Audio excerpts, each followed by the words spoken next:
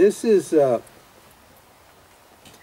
it's really considered one of the most advanced, maybe the most advanced or sophisticated Vedanta text in our tradition.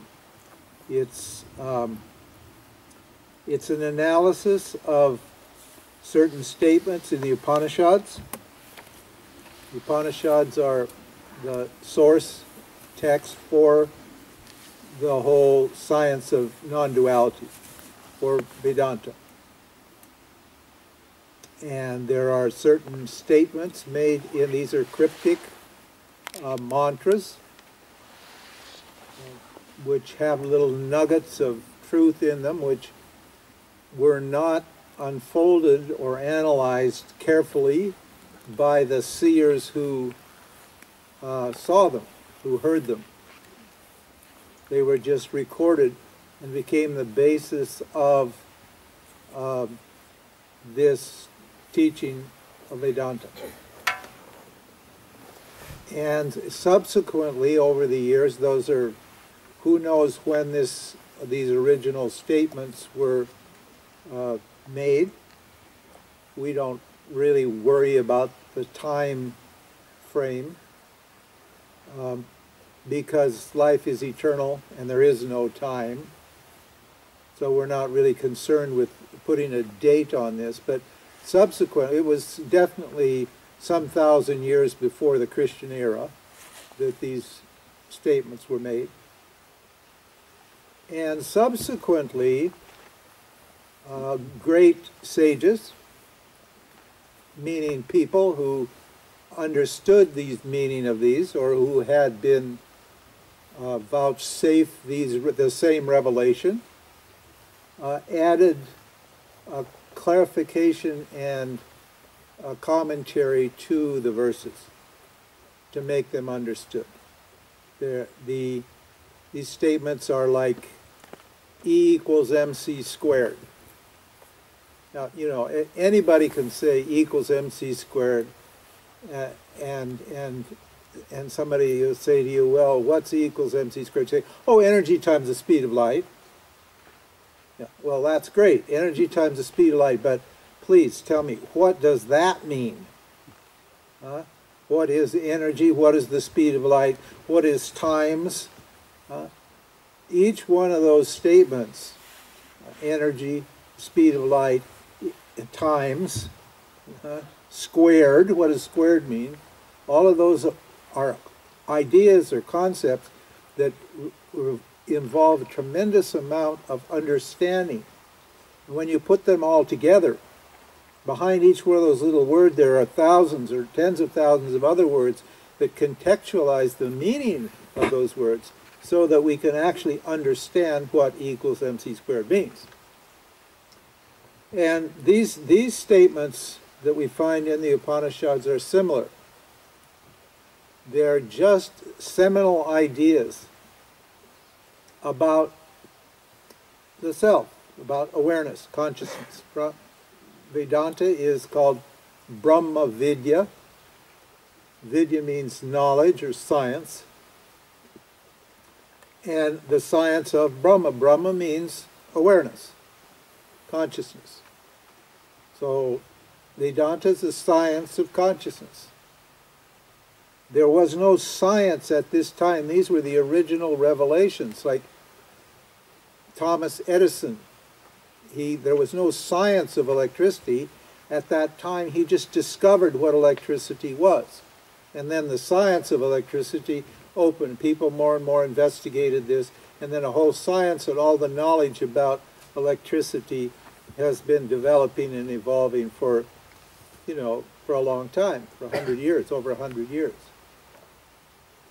So on, thermodynamics, nuclear power, all these are seminal ideas or concepts. Splitting an atom. How do you split an atom? What is an atom? So forth and so on, all that. Behind that is a huge body of knowledge, behind these simple words. And so this Panchadasi was written, it was actually written and then taught by a great Swami from the 14th century. His name was Vidyaranya Swami. And Vidya means, Brahma Vidya means the knowledge. He was the one who had the knowledge. He was an enlightened person who was the head of one of the four mutts or monasteries in India that were established by Adi Shankara, whom we acknowledged in our opening chant in the 8th century. And this text is really the next statement, a refinement of Shankara, or an analysis of Shankara's study, or Shankara's teachings on the Upanishads. It's very sophisticated. It's really moved Vedanta on. And since the 14th century, nobody's been able to add anything or improve on this teaching. He didn't really improve the teaching, he just explained it more carefully and more clearly, and took up some very sophisticated arguments. Because, you know, the idea that reality is a non-duality is controversial, to say the least, isn't it? Huh?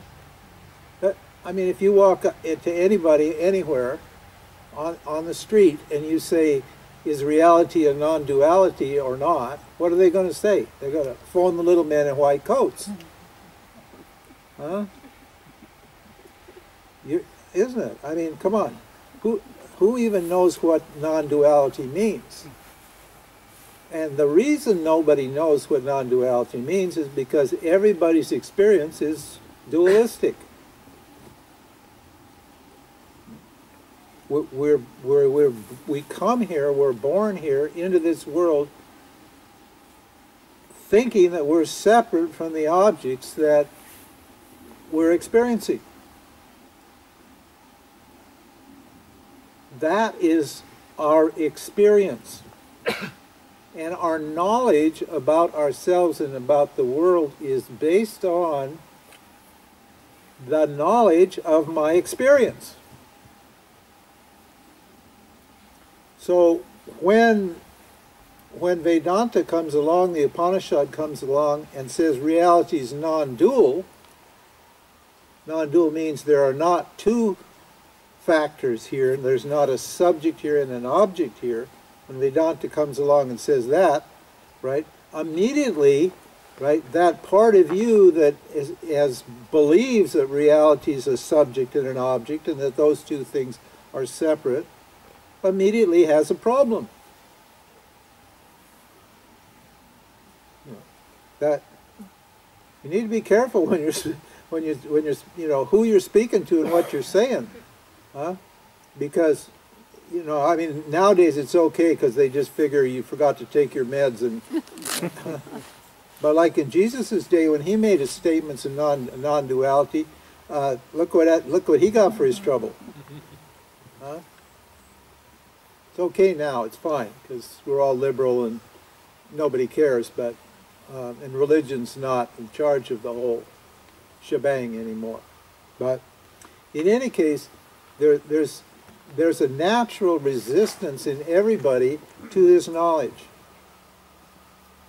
Because it's just completely counterintuitive. It completely goes against what I believe I'm experiencing. This is why we need to, and because of that basic belief that the subject and the object, that me and the objects that I'm experiencing are different, there's a huge superstructure of thought and emotion that's built up on top of that belief. The Vedanta says it's a belief that the subject and object are different. It's not a fact. Non-duality says it's a belief that the subject and object are different. It's not a fact. The fact is the subject and the object are non-separate. They're non-different. That's what non-duality means. And everybody's been conditioned, our whole education system, our entertainment system, the whole human life is what? Is all the beliefs and opinions we have are based upon that fundamental misunderstanding about the nature of reality. So these statements are going to be difficult to assimilate. It's just the way it is. There's nothing wrong with it. And if you're having trouble with it, you're having resistance to it, it's normal, it's natural. Don't feel like you're a failure or anything. Just consistently expose your mind to this teaching, and the logic of this will take away those beliefs and opinions you have about what?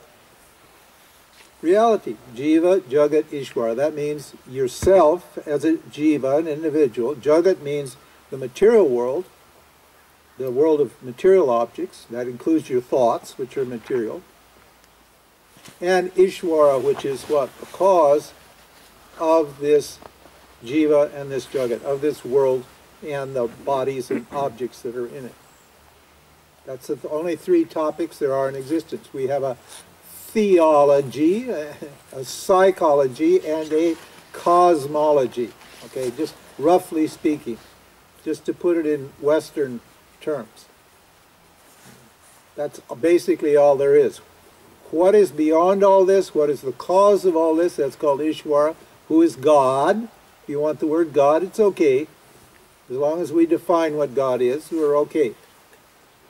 What is this human being, this jiva? And what is this world in which I find myself? Those are the three